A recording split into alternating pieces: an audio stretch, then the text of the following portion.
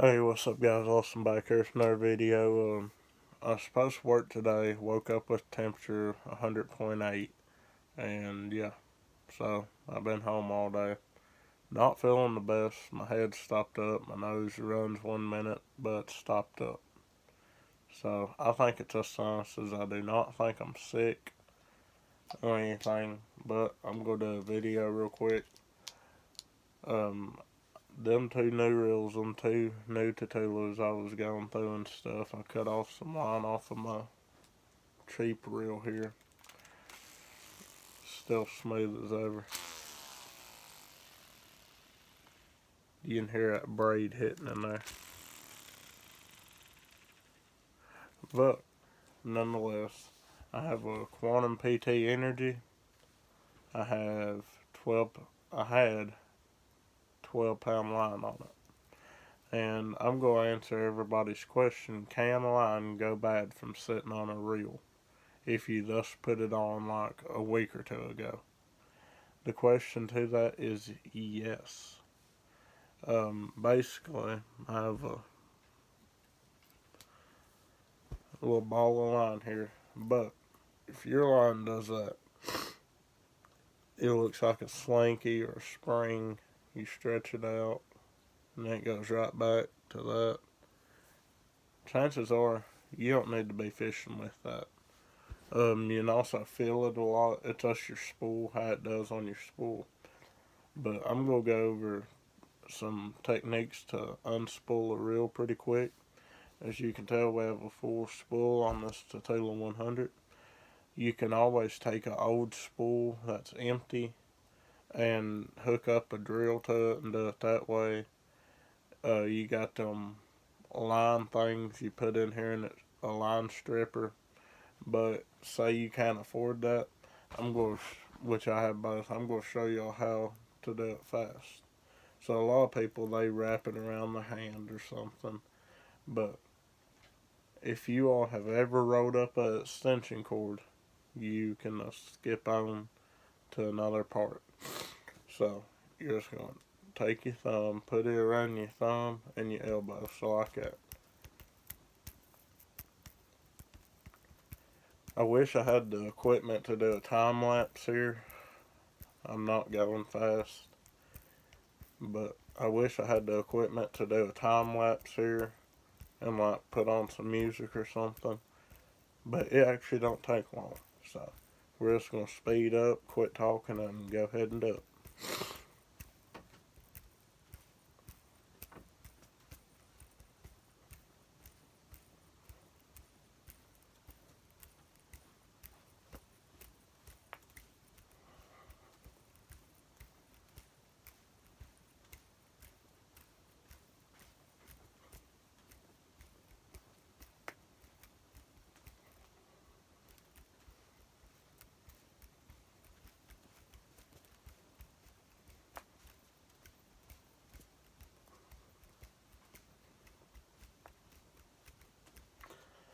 So at this point, it's been about a minute. We are over halfway done with the spool.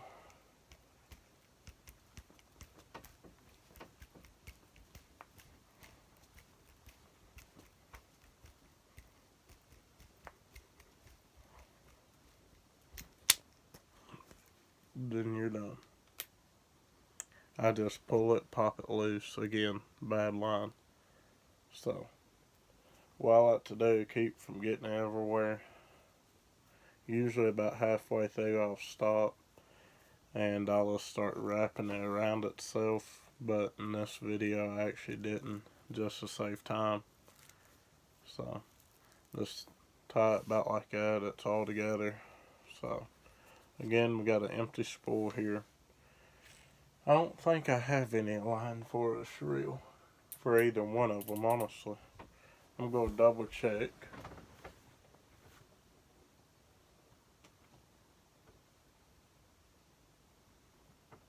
Nope.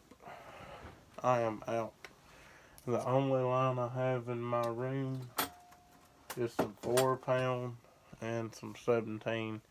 Not going to put either one of them on there. I'll just wait and buy a spool. But I did come up with a solution, and I need y'all's help. So I have another one of these reels coming from Texas. This will be here a week or two, and I ain't got a rod.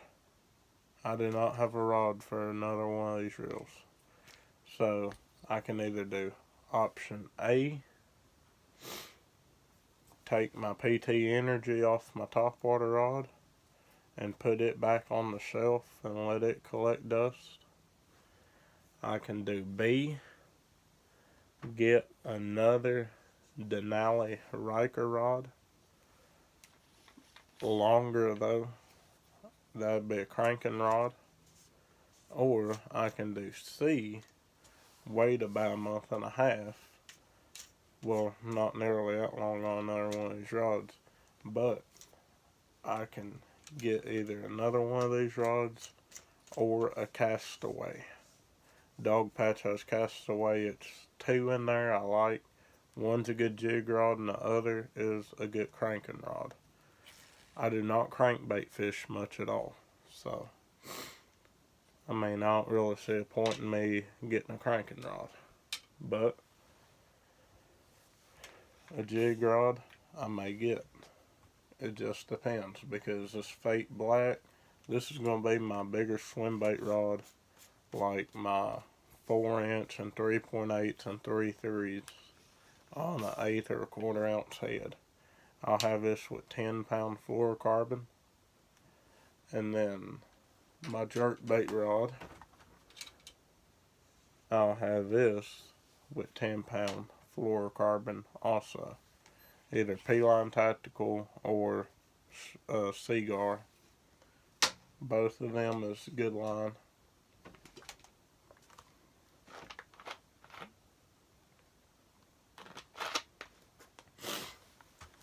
Which I also may have to buy 2 rods.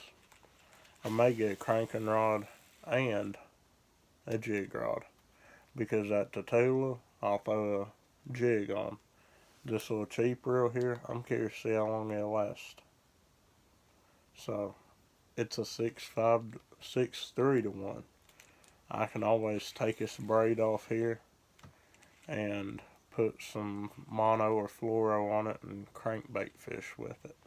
Cranking puts a lot of stress on your reels, on your gears and stuff, so I'm curious to see how long it'll last. But right now it's super smooth. I mean, it spins more than about like one of them Tatulas. So just leave what I should do in the comments. Who knows? I don't know what rod I'll get. If you have any suggestions, drop them in the comments. I'm not looking to spend $500 on a rod. I mean, I may get another GLX down the road, but I'm in no hurry to do that. So I'm pretty much set with what I got. I also have to have another spinning reel, because I have a rod out there in the building I throw a shaky head on and a smaller jig on. They ain't got a reel on it. So I'm kind of looking at getting 2 rods and 1 reel, a spinning reel. But just leave what I should get in the comments, and I'll leave a like, or I'll comment back. I'll give you some feedback, or if I've had it, I'll tell you more about it. But I'll tell you what I'm kind of looking at right now, and that's that Castaway skeleton rod. I'm looking at that for a jig. It is a little bit heavier.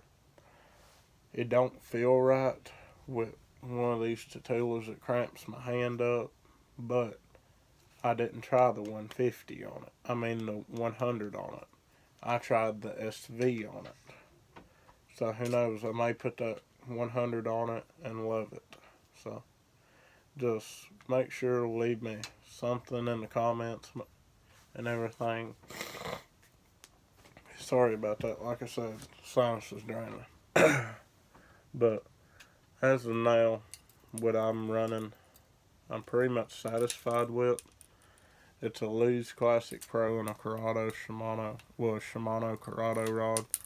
I'm going to have this for my Alabama rig and punching setup. I do have 20-pound P-Line Tactical on here, fluorocarbon, so I ain't got to worry about breaking off an A-rig or losing a monster bass.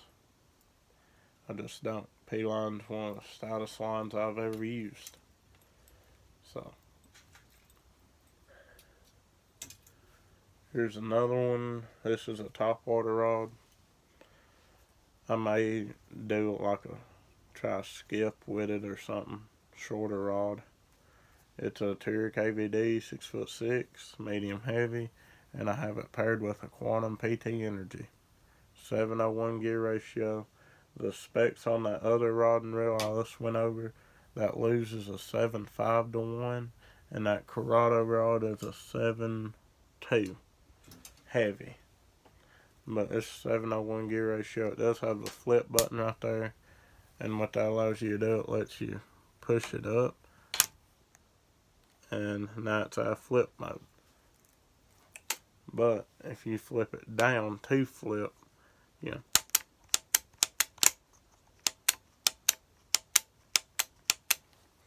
so it just allows more simple, like do a pitch and let off and then stop it.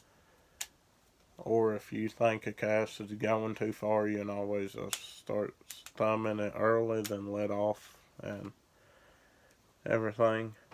So that's my topwater rod for like spooks and whopper ploppers and stuff.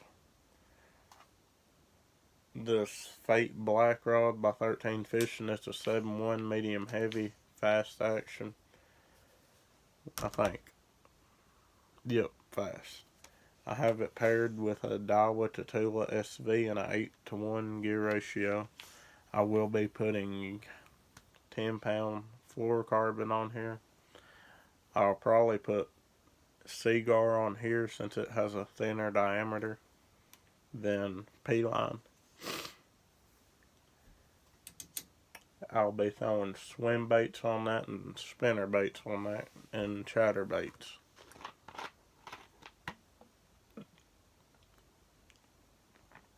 And the reason for that is because I do not have a cranking rod right now. Usually my spinner bait rod is my crankbait rod. I know a lot of people there is like, well, a 7-foot or 7'2" is too long for a spinner bait. I like a longer rod on a spinner bait because I just have a lot more sensitivity. I can feel my blades thumping. The Guggen is a good example. That blade does a lot of thump. I mean, it's a thump, thump, thump, thump. I know some spinner baits are like thump, thump, thump, thump, thump, thump, thump. But that Guggen, it just feels like one thump. There you go. Thump, thump, thump, thump. But now we're going to talk into a rod I am excited to use. I'm pretty sure I'll end up loving them and want all Denali's. But the only thing I've run into with this rod is how cheap this feels. That just feels so cheap and tacky. But lucky for me, I only have a little chunk of my hand hitting it. So, and if that gets aggravating me too bad, I can always put wing grip tape or black tape around it. That's a little tip to save money. If you can't afford wing grip tape, get you some black tape.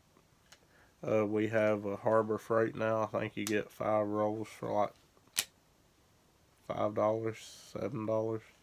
I ain't for sure.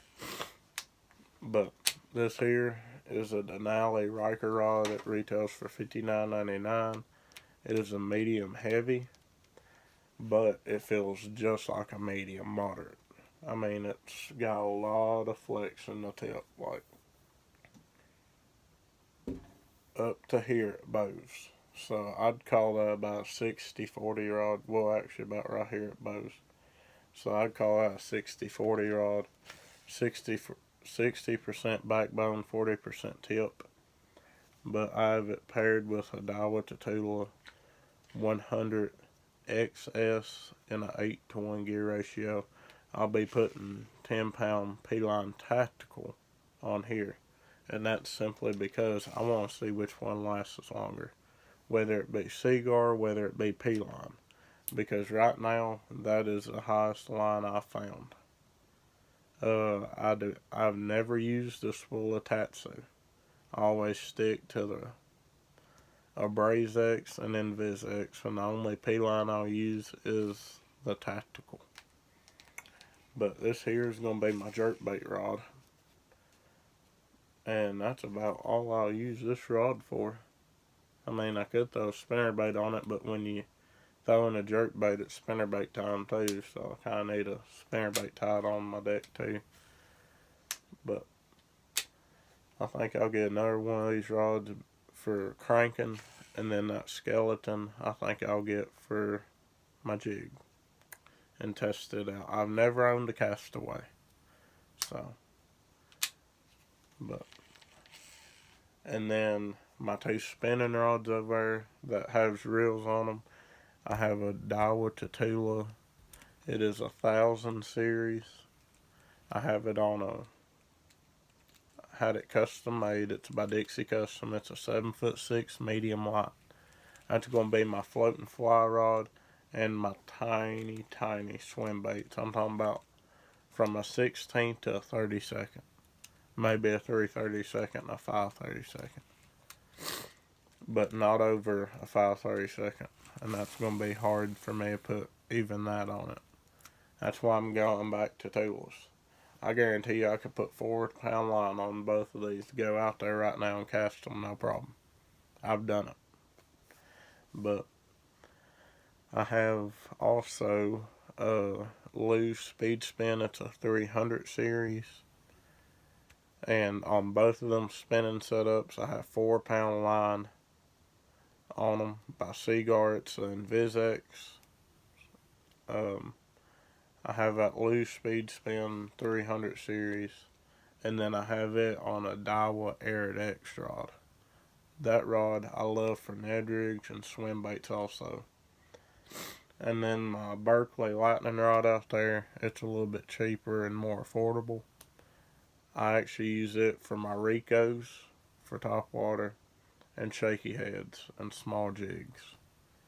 So that's what my setups are. The only thing I feel like I'm missing is a jig rod and a crankbait rod. I mean, down the road I may get more, but for right now,